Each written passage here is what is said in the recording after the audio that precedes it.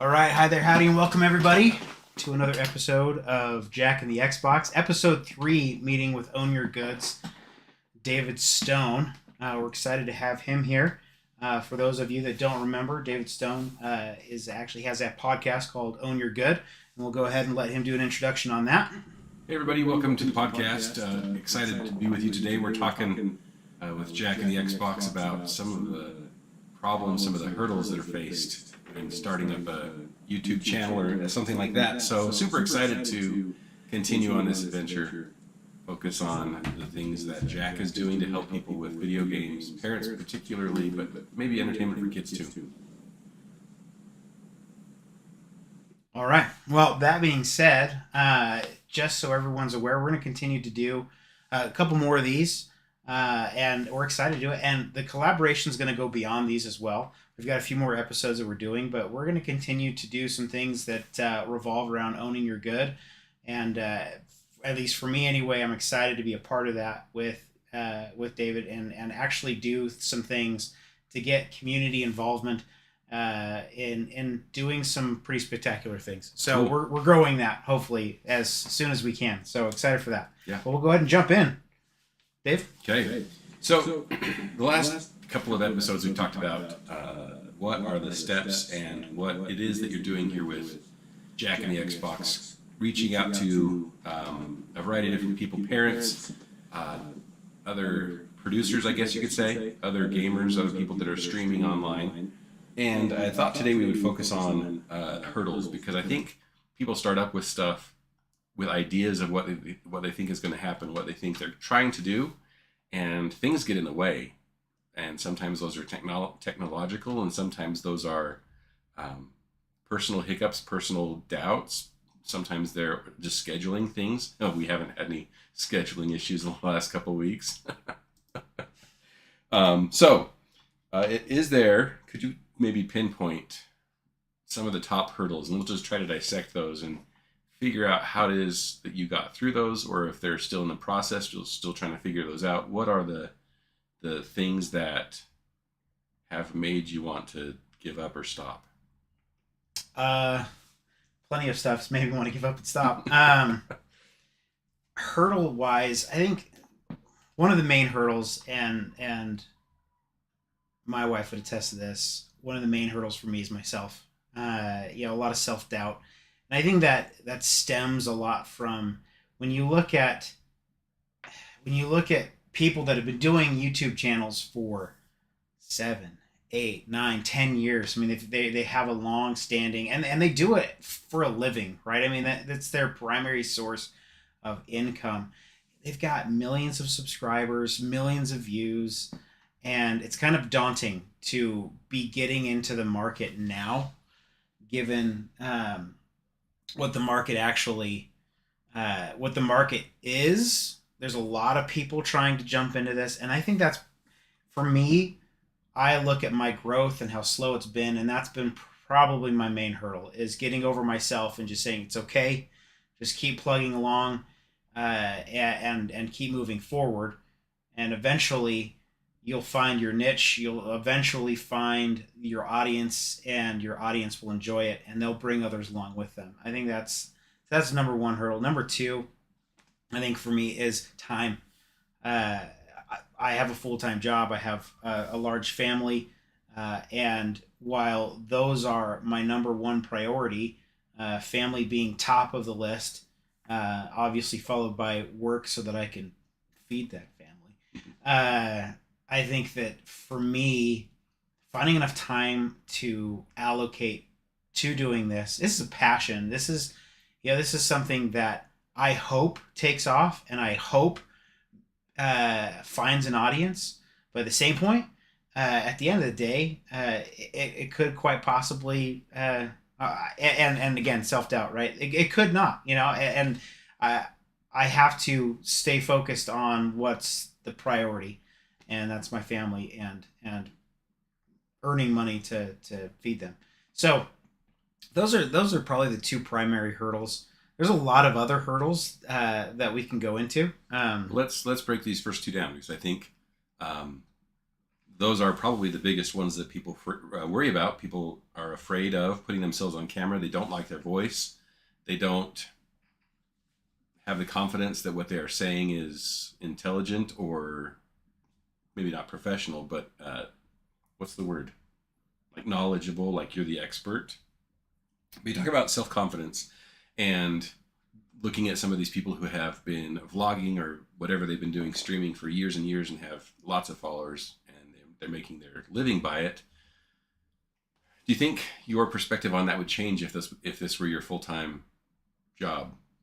Like if you knew if you put in X number of hours a day and your paycheck was going to roll in at the end of the month, or whenever YouTube pays or whenever sponsors pay, would that change your confidence?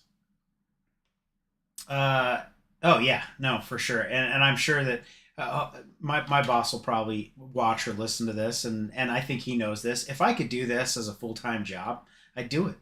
Like I said, this is a passion for me. It's far more than just it's far more than just a hobby. It's far more than just hey, I wonder if I can make $1 million doing YouTube. I actually believe in what I'm trying to do as far as create a community that families can be a part of with gaming, as opposed to just, I feel you have a lot of parents that are out there that they go and, they see their kids watching other people play video games, and they're like, why would you watch another person play videos? I was in that boat for a long time. Like when the big craze of watching other people play Fortnite was big, I looked at kids and I thought, just pick up the game and play it. Why are you watching somebody else do it? Yeah. And what I realized was, as I've begun to do this, it's not about the game. A piece of it is, right? You watch the games that you like, but it's also about the community that's around that game and the people that are there. And I would love to have a community where fathers and sons, mothers and daughters, whole families can sit down with gamers, with people that that are just looking to have a good time watching games and have a good, clean, fun time doing it without having to worry about being inundated with language and with things that, if you go and buy a rated M for mature game, you know what you're getting. But if you watch somebody that's streaming, let's say Fortnite, or you watch somebody that's streaming something like whatever it's called, building with blocks. I can never Minecraft. If you watch something, they're playing Minecraft. You don't expect to get inundated with language in those, but in the communities that are out there, sometimes you do. It's not always the safest place to be, and so I want to create that haven, and it's a passion. So if I could get paid a full-time wage doing this, I would do it in a heartbeat. Yeah. And this is the psychology of it. And I think about this with my students, being a teacher too. If you put yourself in the mindset that you're going to do it, you'll do it. And it sounds super simple. It's ridiculously simple. But I think that's where the phrase fake it till you make it comes from.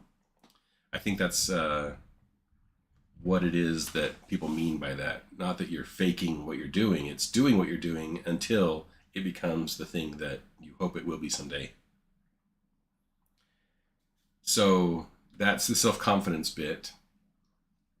The other hurdle is time, is family. And I can attest to that. That is the craziest thing when you have work responsibilities, when you have family responsibilities, and you want to do everything that you're supposed to do, but there's only so much time in the day to do that. What have you found that works in making that schedule? First thing, shout out to Nick Janney, who's watching right now. Thanks for, there you go. I'm advertising my full-time work while I'm doing this. No, so timing is, right now I got dinner cooking upstairs. Mm-hmm. And so I started that before we started this, and, we had this, it comes down to a lot of scheduling. And one of the things that, and what's funny is the guy that's watching right now, does this as well. The sheets that we've been working through together, mm-hmm. This is exactly what I do for a living. So being able to look at everything that needs to be done and basically mark those things by level of priority, but also making time for them, putting them on the calendar and saying, listen, from this time to this time is content creation. From this time to this time, I'm streaming. From this time to this time, I'm posting things. Yeah, getting in there and actually making a schedule to make those things happen is critical. Um, and for me, that being such a hurdle, and one of the biggest issues that I have is I'm not great at time management. It's not a strength. You've spent enough time with me to know now that I am very much so squirrel. Uh-huh. I see something, and I mean we were firing this up, and I like all of a sudden I'm like, hey, my video, I got to show you this. So I'm all over the place 90% of the time, and that is another big piece of this is getting over that as well.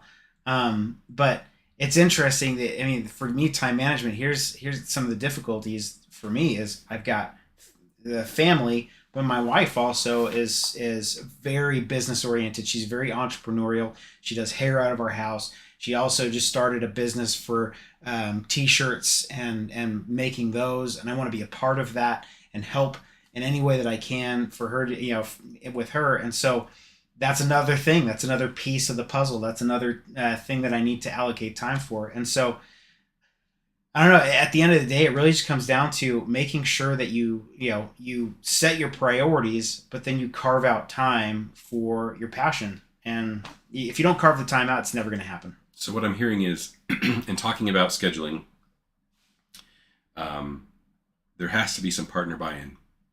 That there is a given that you're going to be spending personal time doing something for yourself, and it's up to you to honor that. It's up to you to say, okay, this is what I'm doing. This is really what I'm doing, because there isn't any extra time. There is no, I'm going to do something else now, and I'm going to try to catch up on this later. It's no, this is it, because this is where they expect me to be. Is that right? Oh yeah. I mean, my content creation time is typically from 9 o'clock at night till 11 o'clock at night. That's when I carve out. And for me, at 11 o'clock, when I'm supposed to be wrapping up, sometimes, the learning curve is such that you're finally in the groove, and you're like, yes. And you look at the time, you're like, no, I just figured it out. Gotta stop.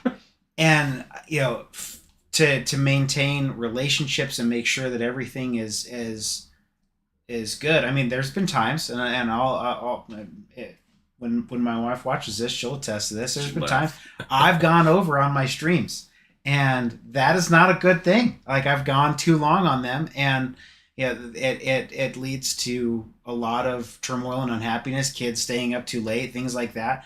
And I don't like that. I don't like being put in that situation, and that's my own fault, right? I put myself in that situation. So, making sure that I put hard stops in place. I mean, the eventuality is what I like to get to a stage where I could do.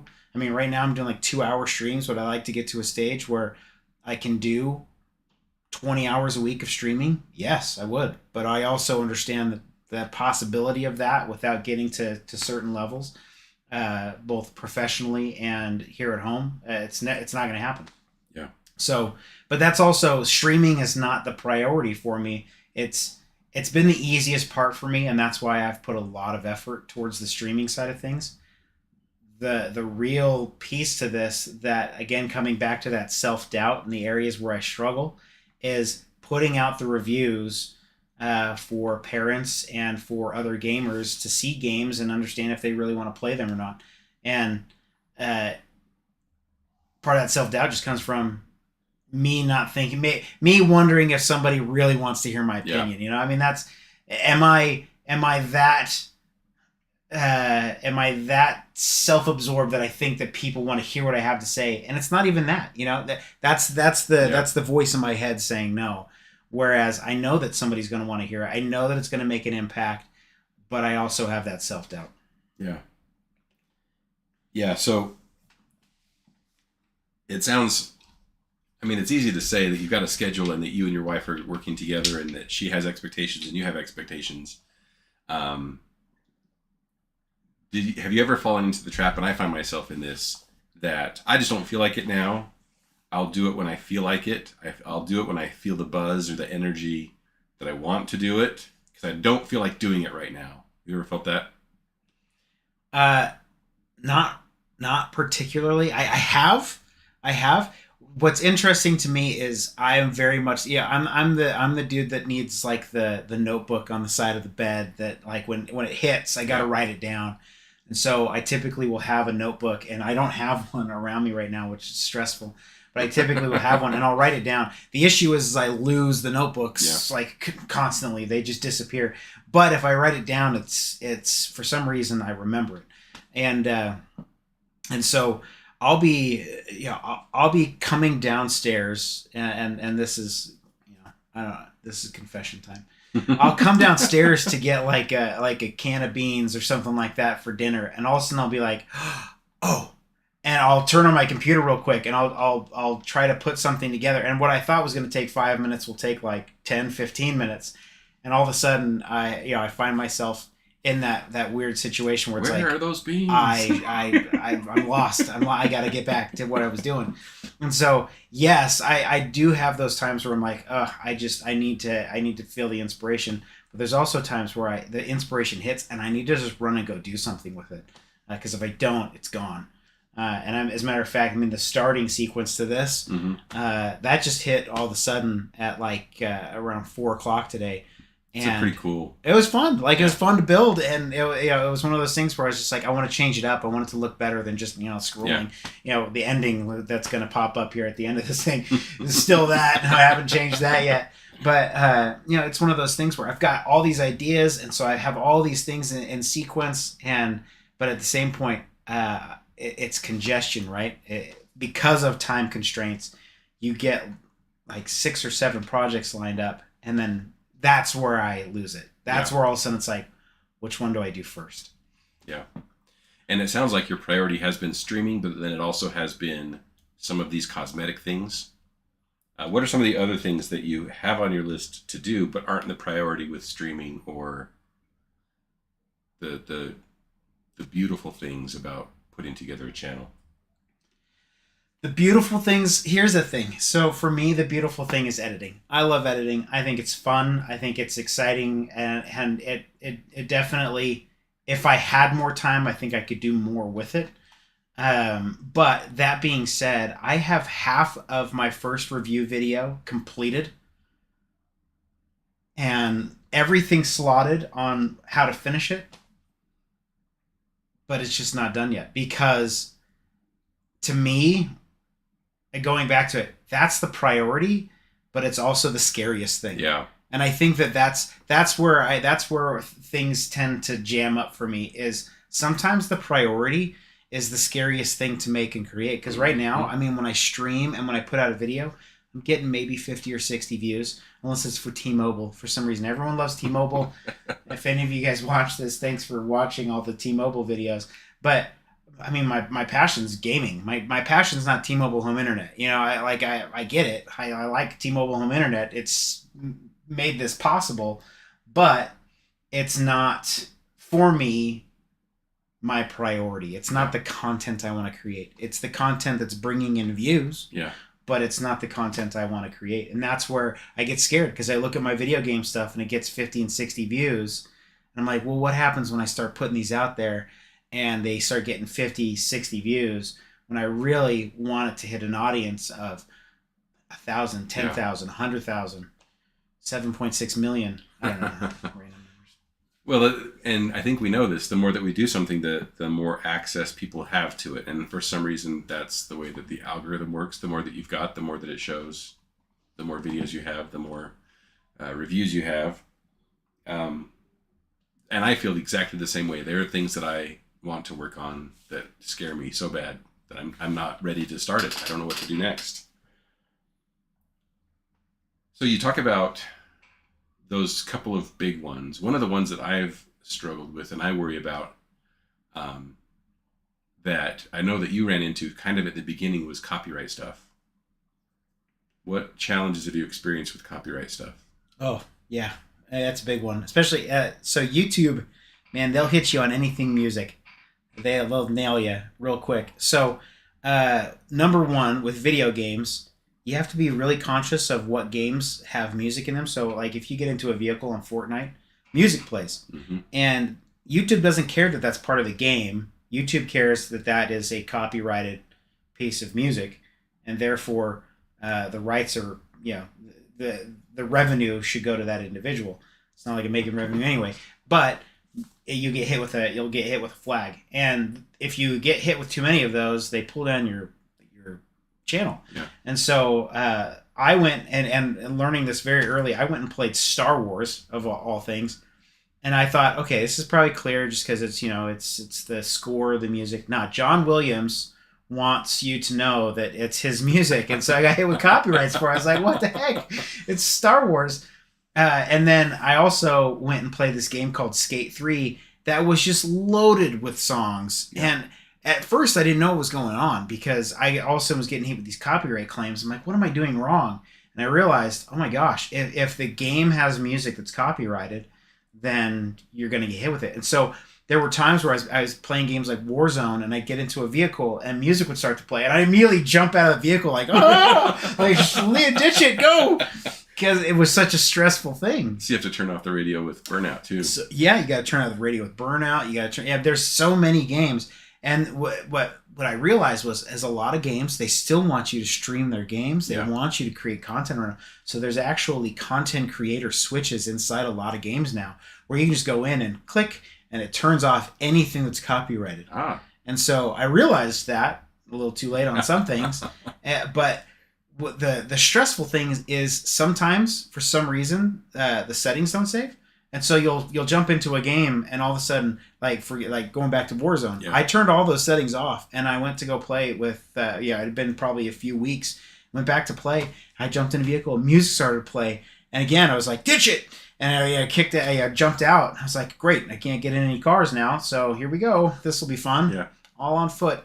But the other thing with that is any music that you have to put on, there's lots of resources now.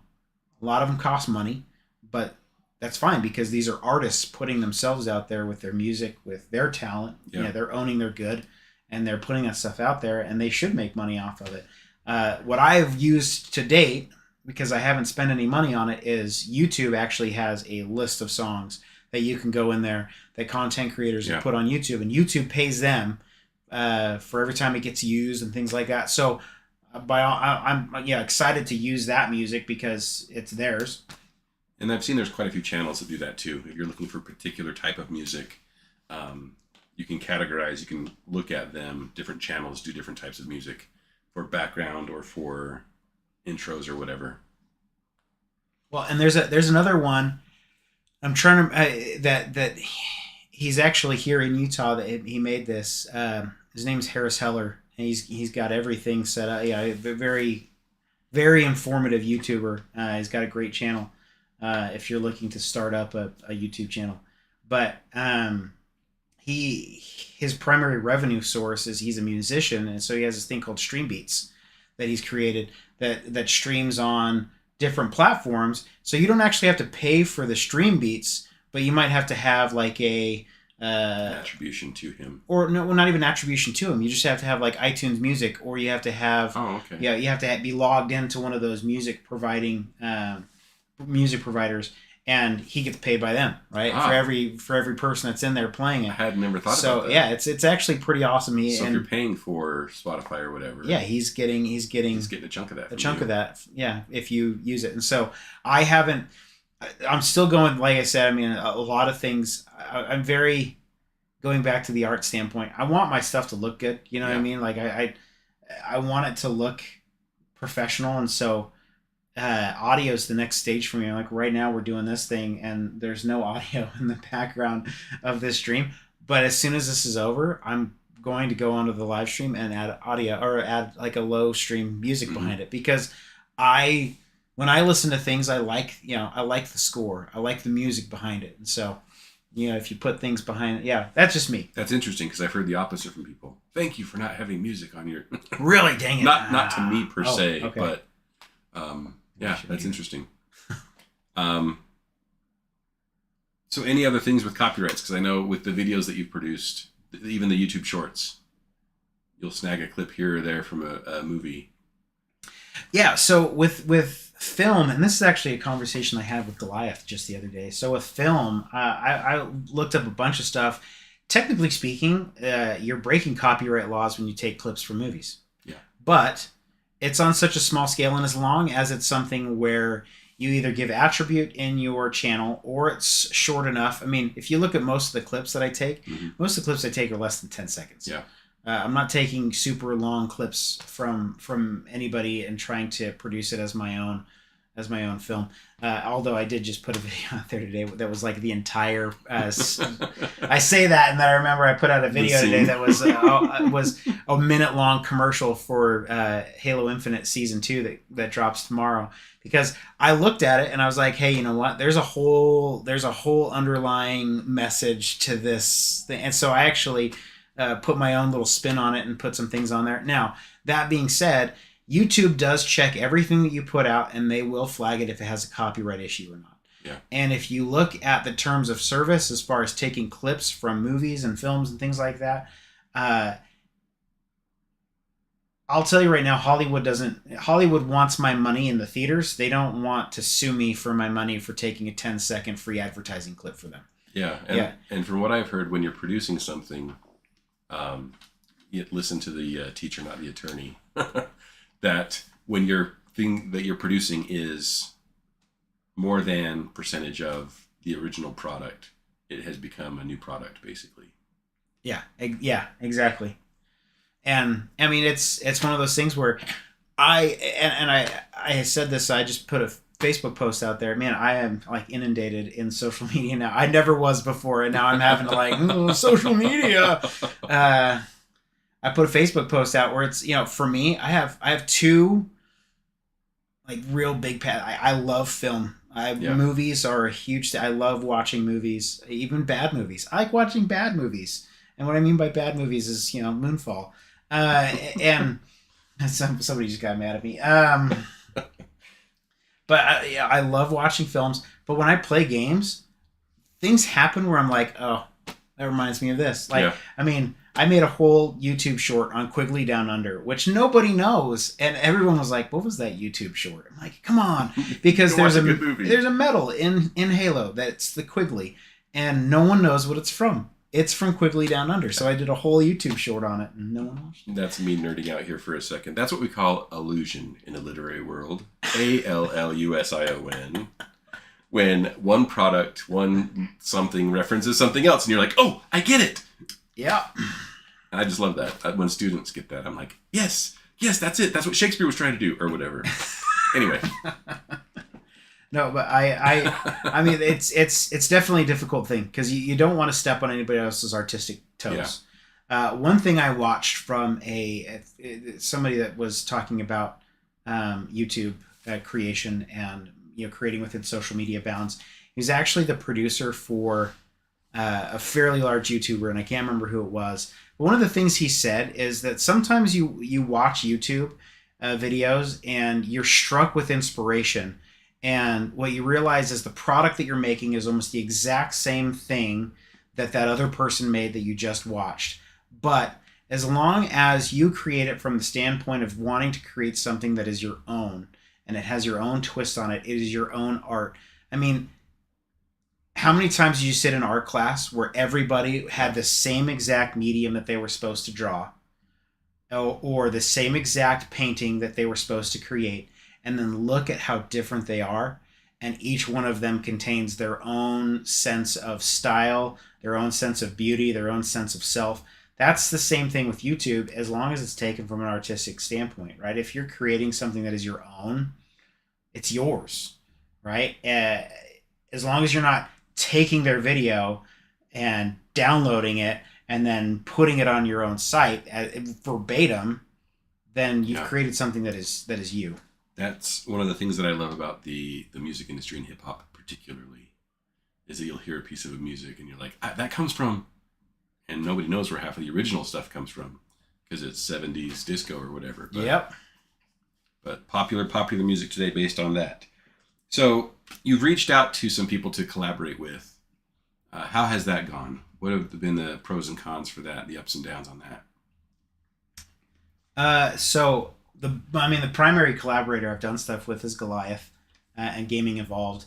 His link is, if you haven't subscribed to him, his link is in the description. But it's been very eye opening to me to see. Goliath is a full time streamer. This is what he does. He wakes up in the morning. He starts his stream. He goes for 4 hours or however long he's going to do it. Then he goes and he plays a game for X amount of time, and then he makes a video out of that and posts it, and then he does another. So he's literally content creating all day long. And to see his growth and how he's been able to leapfrog me, and it's been absolutely amazing. I love it. I love to see that. As far as collaboration goes, I wish that I had more opportunities with people like Goliath, where they want to create clean, family-friendly content. So is this a shout out to anybody who's watching, who's thinking, yeah, maybe I want to start something up? For real, if you want to start something up and you want to collaborate, and you're on the same page as me, that it's zero swear words and a fun time for the whole fam, then yeah, let's collaborate. Let's do it. Let's make something together. I love it. I mean, I'm about to start a new series of games streaming wise that I'm excited for. And I think will be a fun collaboration if people want to get on it. I'm going to play Sea of Thieves. I know it's an older game. I have not played it. I've heard it's fun, and I really want to get a whole crew of pirates together. So what platform is that? So Xbox and PC can both play that. Cross-play? Yep, cross-platform. So you can buy it on Steam or on Xbox or on the Microsoft Store. And yeah, I'd love it. I think it looks like such a fun game that you can get a whole crew of people manning a ship and just shooting people with cannons all day. That'd be great fun. Awesome. So has there been any other attempts, not to shout out to anybody or shame anybody publicly, have there been other attempts to try to collaborate with somebody else? No, again, I think it comes to that self-doubt thing, who would want to collaborate with me type of deal. And so for me personally, collaboration initially feels, and here's a good example. So when I collaborated with Goliath, I had more subscribers than him. And so I looked at it and I said, here's a dude that's growing and is making things happen that are great. I would love to collaborate with him to have another voice on the channel, but maybe this will be a benefit to him as well. Yeah. And we've definitely piggybacked off of each other, right? I mean, at the beginning, it was me trying to push as many subscribers as I could to him. Yeah. And now that he's gone past me, he's pushing people back my direction, saying, hey, go check out Jack. And so, I feel almost a little selfish because, I've kind of done my part for him at this point, Come on, man, pay it back. And now he's pushing stuff back my way, and he's probably done twice as much as I've done for him. So, but we also have done kind of collaborations on Saturdays where we get the whole community together and we'll play Big Team Battle on Halo. Yeah. And that's been way fun. I've really, this last Saturday we had almost a full Big Team Battle squad of 12, people that were playing. I think we got up to 10 at one point, and almost got to 12. A couple people couldn't get things logged in. Yeah. So 343 fix that, please. But there's the eventuality is with some of these game types with Halo, once we get some of the new things that are coming out, is we can do huge battles. Yeah. And I think it'd be way fun community wise. And that's another collaboration thing, right? Get some squads together and have a little bit of fun and do it so that people way. could jump on and collaborate or support without necessarily having a channel, but they could be a part of the channel. Oh yeah. They could be a part of the system. Yeah. That's cool. Do you have a Discord where we can communicate with people on that? How would you run that? So the Discord right now is Goliath's Discord. So Okay. Gaming Evolved is the Discord that we're currently completely functioning off of. The eventuality is I will. Goliath and I have kind of collaborated on that. He's made me an admin to it. Basically, we have shared ownership of the Gaming Evolved Discord. I don't know what I'm doing on the Discord yet. I haven't spent enough time learning about it. He's been the primary creator there. But that's going to be the Discord to go to in order to collaborate and make things happen. Or comment on the video or shoot it, whatever. Yeah. or comment right now on the video. I mean, I get the YouTube stuff way easier. I mean, here's the thing with the Discord: there's just like 1,000 things in there, and sometimes I get in messages and I don't know which thing to go into. Yeah. So comment on the video for sure, because I get that a whole lot easier. Cool. So I think, as we talked last time about some of the technology things, we talked today about some of the challenges that you face. Is there anything else that I haven't brought up that you feel like are important things that you've overcome or are overcoming, or I don't know, things that you're aware of that are on the horizon? So, because we're talking hurdles. Yeah, I mean, going back to the subject of hurdles. I mean, self-doubt and just kind of that area of the hurdles. That's one thing. Financial side has been a hurdle, primarily just because, I mean, trying to create something out of nothing. I mean, I didn't have a PC, right? I had my work laptop when I started this. And it didn't work, and so I couldn't continue doing it. The work laptop couldn't handle it, so I had to say, okay, well, I can't do anything with this, so maybe I scrapped this whole thing. But I went out and I found a PC that had all of the right specifications to run this. My internet didn't work appropriately, and so that was another hurdle where I was like, well, maybe I just scrap this whole thing because I can't get the right internet here, and T-Mobile to the rescue. And then piece by piece, I've found little things that have prevented me from really stepping up into that wheelhouse of making things happen.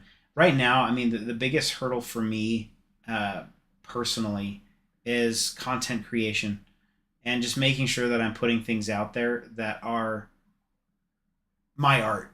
I mean, you want to make something that somebody wants to watch. I mean, but ultimately, what you're putting out there, at the end of the day, I mean, a lot of YouTube creators and a lot of people will tell you, look at what people are watching. Those are the guys that are out there trying to make money off of just their YouTube channel, in my opinion. For me, it's putting yourself out there, especially with streaming, especially with stuff like this. You're putting yourself out there, not just your content. You're putting yourself out there and saying, hey, I would like to create a community of people that want to come and be a part of this. That's scary. That's a hurdle. And then the other thing, hurdle-wise, that I think that has been just an absolute huge struggle is getting over. I mean, I just talked about content creation for yourself, but getting over the fact that maybe sometimes people aren't going to want to watch exactly what you're putting out there, and so when you see 2 people in your stream, when you see 0 people in your stream, you just say, I'm just going to keep going. And maybe somebody's going to watch this later and they're going to like it. Maybe somebody's going to watch this later and say, hey, this guy is actually entertaining. I'm going to subscribe and I'm going to catch him live on the next one. Sometimes you just have to push through that. And it's a little scary. And it's a little frustrating. And it's a little, it's a deterrent, right? I mean, you look at it, you're like, 0 people. Why am I even doing this? Why do I even need to keep talking like there's people watching? I mean, I don't even know if there's people watching this right now, and I'm talking anyway. So you just have to kind of get over yourself with that and say, hey, I'm going to do this, and hopefully, to your point, hopefully I'm good enough at this that people are going to want to join that community. Yeah. And if they don't, well, then that's their fault, right? Yeah. I mean, if it's a passion of yours, and I mean, for me, like, I'm not making any money off of this. If it's a passion and you eventually want to put content in front of people that hopefully will make an impact on 1, 2, or even 3 people, I mean, if I can make an impact on 1 person through this, then success. I've done something good, and hopefully that person goes on to impact another person positively. Yeah. And the chain reaction begins. So whether that's a parent who's looking for content information, or whether that's a kid who's looking for a place to belong that he knows is a safe and welcoming place, that's an awesome goal for you to have. So on the horizon, you mentioned Sea of Thieves, and you've briefly mentioned what's happening tomorrow. What with or is it? So what is it? So Halo Season 2 drops. And I'll tell you right now, Halo Infinite, I have really enjoyed it. The content has been dry, really dry for that. I mean, I even made the Wheel of Pain, right, for content creation purposes. I was like, okay, there's nothing new, so I'm going to make something new. So I actually made a series of challenges that I had to put myself through. And that was probably the most fun I had playing the game, to be honest with you. Can I pause just for a second and point something out here? Did you see his face light up when I asked him about what he was interested in coming up next in the next season of Xbox? That is owning his good. That is getting passionate about something and being excited about something and not being embarrassed to say something about it, to go off, and all of the ideas start to flourish and all of the things that could possibly come out. Those are the things. Like, people get a little bit embarrassed, they get a little bit nervous, they're introverted, they're afraid of what other people are going to think of them. I don't know about you, but when I see people act like that, when I see somebody say, ooh, check this out, like, I am drawn in. I want to hear what they're going to say. So, sorry, Jack. No, it's great. Continue. So there's been a lot of haters on Halo Infinite because of the content, the game. There's certain things. There's times where I get super frustrated playing it because there's times where you like run through somebody and you're like, no, that's not supposed to happen. But Season 2, new content drops tomorrow. I'm gonna be streaming it. I'm gonna try to get permission to stream a little bit longer, to be honest with you, because I'm super excited. New content, new game types, there's a whole new battle pass. There's all these things that are coming out, and I'm excited for it. I think it's gonna be way fun. I want to get 001 involved in it and get him to be able to play. For those that don't know, the 00s, those are my kids. I got 001 through 006. That's right, 6 of them. And I've given them the nicknames because it just helps me keep track of who's playing. But I want to get him involved and let him play. I think it's just going to be a blast. I know Goliath wants to get on and play and get a good first day fired up. And it'll be interesting to see. I put a video out today where, my opinion is there was a little bit of a hidden message in the trailer for Season 2, because I think 343 really truly hopes that this is going to, the game is in dire straits right now. It's lost a lot of players. It's still a great game, but it's lost a lot of players and it's lost a lot of its hype. And I think they're hopeful that Season 2 is going to turn that around for them and save them. And I don't know, we'll see. The roadmap was a little discouraging, but I'm excited. I think it's going to be great. Awesome. So we haven't really talked about planned involving anybody else in another episode, but we have a little bit talked about getting Goliath in and his experience with beginning his channel and his streaming and what he's trying to accomplish. If there is anybody that's out there that wants to join us to talk about their process, I'm going to throw that out there that we'd love to have you. And if you're listening to the Only Good podcast and you missed Jack's excitement thinking about Season 2 of Halo, check this out. We've got the videos on his channel, and I don't know why I haven't put them on my channel with my other podcast episodes. Maybe that is the motivation. Maybe if I put up a few, you'll shoot episode 1 to me, and then I'll put up a few more, and you'll shoot episode 2 to me, and yeah, I'm in. Share them on my YouTube We got to get channel. more ears up on there. Awesome. Well, thanks, Jack, for talking today. Is there anything else that we needed to cover talking about hurdles? We didn't get any hurdle jokes for the track season this spring. Oh, no, yeah. Hurdles scare me. Both physical hurdles where you have to jump over them and the mental ones that come with trying to stream. I can't think of any. I mean, there's a lot of hurdles. Obviously, we didn't cover everything in this. I think going back to, the primary thing is going to be getting past yourself in a lot of cases. And sometimes it's reining back yourself. You know what I mean? Yeah. Some people are just so enthusiastic and so gung-ho that sometimes you just need to dial it back a little bit. I'm definitely not that type, but I know it would seem that way, but I promise you I'm not. And so I can't think of any other hurdles. I would just encourage anybody that's watching this that either is trying to get into YouTube or wants to stream, or if this is just something where you're figuring out and hearing this and saying, I do have passion for art, or I do have passion for sports, or there's things that I want to do and develop and try to be better at, do it. Take the time. There's a theory that if you invest 10,000 hours into something, that you'll be an expert at it. 10,000 hours is a lot of time.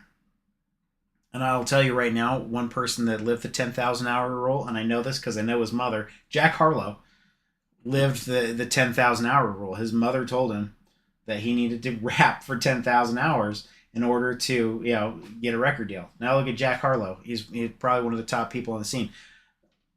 I'm not saying go listen to his music because that would be completely against everything I'm talking about here, family friendly stuff. But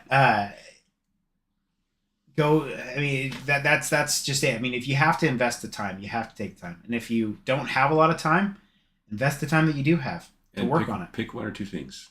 Yeah. Focus on the one or two things that you can control, that you do have the technology for, that you do have the equipment for, and upgrade when you can. If it's really something that you love, you'll figure out how to make it happen. If you like art, make art. Art is who you are. It's not what other people want to see. Yeah. So. Okay. Well, thanks everybody for listening on your good podcast. Thank you, Jack. Thank you, Dave.